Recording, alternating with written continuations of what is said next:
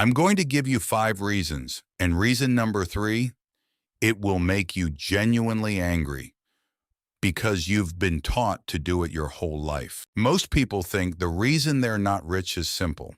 They don't earn enough, or they don't work hard enough, or maybe they're just unlucky.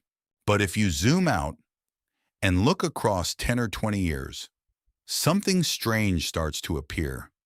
People who increase their income from $30,000 a year to $80,000 a year often end up with very little wealth. Lottery winners, many end up right back where they started, within just a few years. Some end up even worse off than before. And yet, many people who quietly build real wealth were never the highest earners in the room. So what does that tell us? It tells us something important. Poverty isn't really a money problem. It's a structure problem. Because wealth isn't built by a single paycheck. It's built by a system of ownership, a system of decisions, a system of habits. And most people spend their entire lives trapped inside a system that works against them.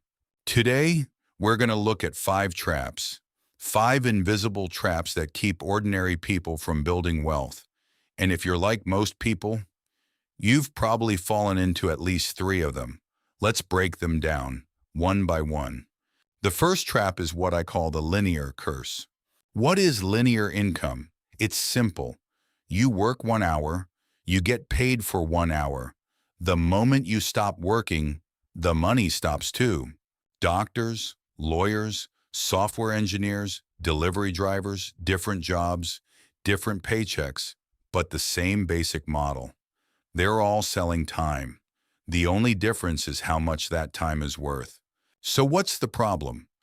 The problem is that time has a limit. There are only 24 hours in a day. Even if you're incredibly hardworking, you can only work so many hours. Maybe 10, maybe 12, maybe 14. But eventually, you hit a wall. No matter how much you increase your hourly rate, you're still racing against the clock, and that's a race you can never win. Because income and wealth don't grow the same way. Income is linear. Wealth is exponential. And those are 2 very different games. Think about 2 people. Person A is a designer. They spend 10 hours working for clients and make $5,000. Person B spends 10 hours creating a digital template. They upload it online. It gets downloaded hundreds of times. They also make $5,000. At first, the result looks exactly the same. Both worked 10 hours. Both made the same amount of money. But what happens next week? Person A has to start over. Person B doesn't. The template keeps selling. The income keeps coming in, even while they sleep. The difference isn't effort. The difference is reusability. One person sells time, the other sells copies of time. And that's one of the biggest wealth lessons most people never learn. The wealthy don't spend their lives trying to increase the value of their time. They spend their lives building things that keep producing value after the work is done. A piece of software, a business, a video, a rental property, an asset. Something that continues working, even when they aren't. So here's the real question. Are you selling your time, or are you selling copies of your time? Because if all of your income comes from selling hours, then no matter how hard you work, you're fighting against a law of physics. There will always be only 24 hours in a day, and you cannot beat exponential costs with linear effort. The second trap is what I call the direction problem. Most people believe debt makes people poor, and that's partly true, but only partly. Here's the reality. Debt used for consumption makes you poorer. Debt used for assets can make you wealthier. The difference sounds small, but it changes everything. Think about what most people borrow money for. Cars, phones, home renovations, weddings, new furniture. What do all these things have in common? The moment you buy them, they start losing value. They don't generate income. They don't create cash flow. And every month, you still have to make the payment. Now think about what wealthy people often borrow money for: rental properties, businesses, equipment, income-producing assets. These assets are different. Some increase in value. Some generate income every month. Some can even help pay for themselves. Same financial system, same banks, same loans, same leverage. But one person uses debt to amplify consumption. The other uses debt to amplify ownership. That's the real difference. Debt itself isn't the enemy. Direction is. Think about two people. Both borrow $200,000.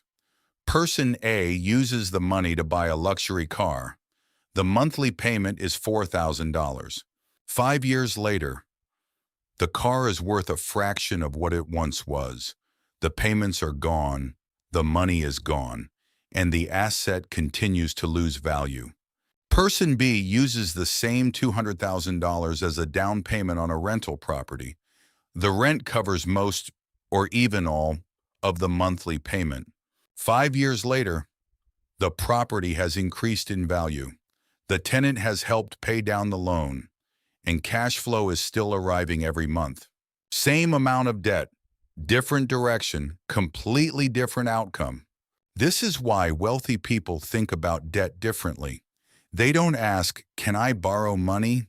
They ask, "What will this debt buy? Will it create future income, future ownership, future cash flow, or will it simply create future payments?" Here's the uncomfortable truth. Debt doesn't decide whether you become rich or poor. Debt simply magnifies the decision you've already made. If you borrow to consume, debt accelerates the problem. If you borrow to acquire productive assets, debt can accelerate wealth. Debt is neutral. The direction of the debt is what matters. So the real question isn't, should I borrow money? The real question is, am I borrowing for an asset or for a liability?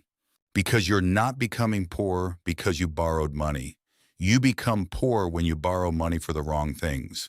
The third trap is what I call the double extraction. Most people think inflation is simple. Prices go up, money buys less, and that's true. But that's only half the story. Because inflation doesn't take from you once. It takes from you twice. The first hit is obvious. The money sitting in your bank account slowly loses purchasing power, year after year. $100,000 may still look like $100,000 on paper. But 10 years later, what that money can actually buy is very different. Most people stop there. They think inflation is simply a tax on savings. But that's not the dangerous part. The second extraction is far more powerful. While your cash is losing value, assets are gaining value. Stocks, real estate, businesses, private equity. And that's where the real divide begins. The new money entering the system rarely reaches everyone equally. Instead, much of it flows into assets, and asset prices rise. People who own assets become wealthier, even if they don't work more. People who own only labor fall further behind, even if they work harder than ever. Think about what happened over the last few decades. In 1980, the S&P 500 traded at roughly 100.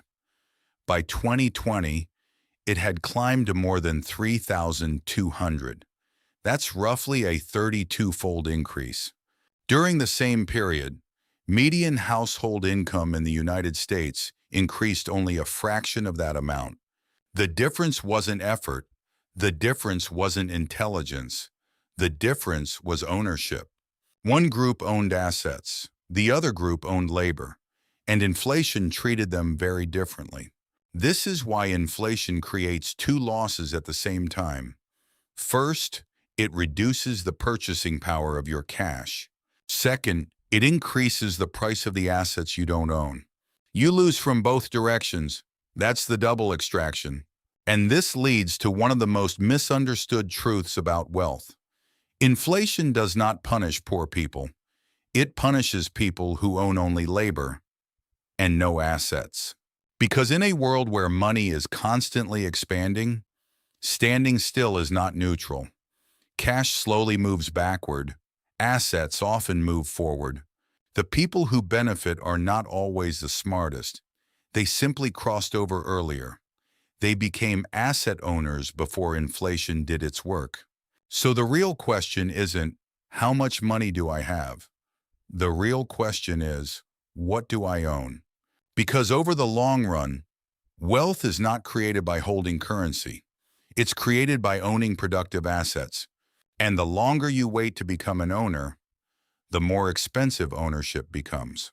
One of the most common things people say about wealth is this: I just missed my chance. I missed Amazon. I missed Bitcoin. I missed the housing boom. I missed the market recovery. But if you look closely, a pattern starts to appear. The biggest wealth opportunities almost always show up when you have the least ability to take advantage of them. When you don't have enough capital, when you don't have enough knowledge, when you don't have enough confidence. Think about Amazon in 1999. At the time, many people thought selling books online was ridiculous. Think about the financial crisis of 2008. Stocks were collapsing. Real estate was crashing. The headlines were terrifying. Most people weren't thinking about investing. They were thinking about survival. Think about Bitcoin in the early days. Many people dismissed it as a scam. Think about the pandemic crash in 2020. Markets were falling. Fear was everywhere. People were worried about losing their jobs, not about buying assets. This isn't a coincidence. It's a pattern. Because every major opportunity tends to follow the same 3 stages. Stage 1. Almost nobody believes in it. The potential rewards are enormous, but so is the uncertainty. Only a small number of people understand it. Even fewer are willing to act. Stage 2. People begin hearing about it. The opportunity still exists. But now a different problem appears. Many people don't have enough capital. Others don't have enough courage. Most remain spectators. Stage 3. Everyone knows about it. The media is talking about it. Your friends are talking about it. Your coworkers are talking about it. And that's usually when the extraordinary returns begin to disappear. Because when an opportunity becomes obvious to everyone, it usually stops being an opportunity. That's the cruel reality of wealth creation. The greatest rewards rarely appear after certainty arrives. They appear before it. Look at 2008. Many high-quality assets were selling at huge discounts. Some investors were buying aggressively. Others were selling in panic. Same market, same prices, different levels of preparation. The exact same thing happened in 2020. Once again, some people saw disaster. Others saw opportunity. The difference wasn't luck. The difference was readiness.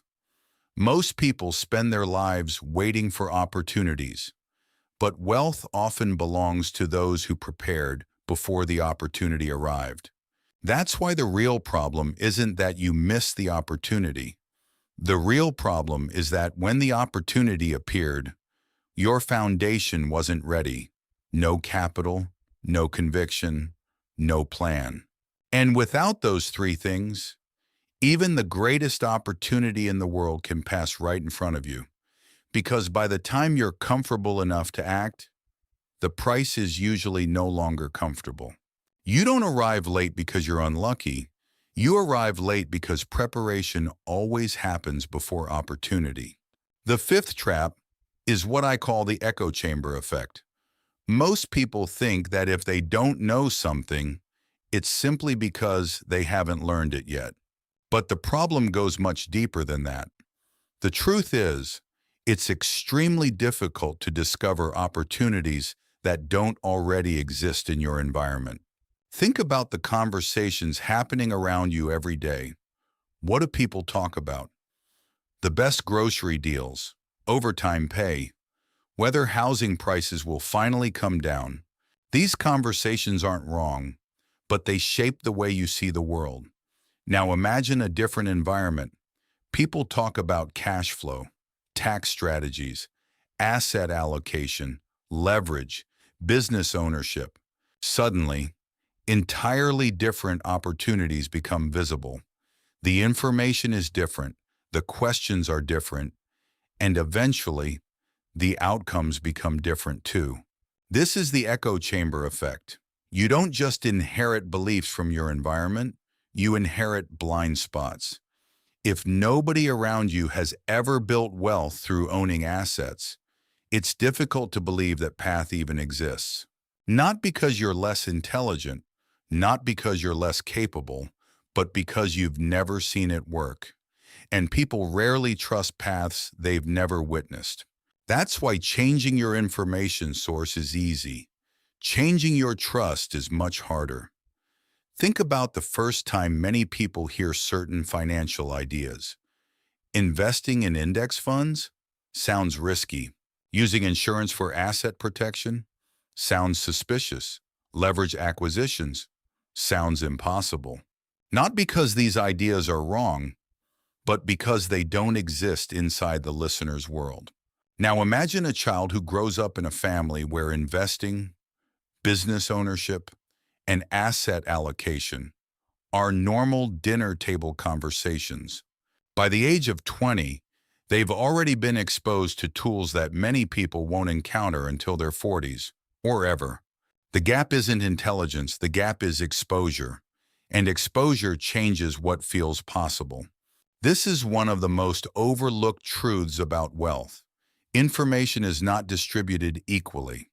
Neither is belief, and belief often determines action. You cannot learn how to accumulate assets in a circle where nobody owns assets, because every environment creates invisible limits on what feels possible. That's the real danger of the echo chamber. It doesn't tell you that you're wrong. It simply prevents you from seeing alternatives. And over time, what you don't see can become more expensive than what you do. So if you want different financial results, you may need more than a different strategy. You may need a different environment, a different set of conversations, a different set of examples. Because your circle doesn't just influence your habits, it often determines the ceiling of your financial imagination. And in many cases, your financial imagination becomes your financial reality.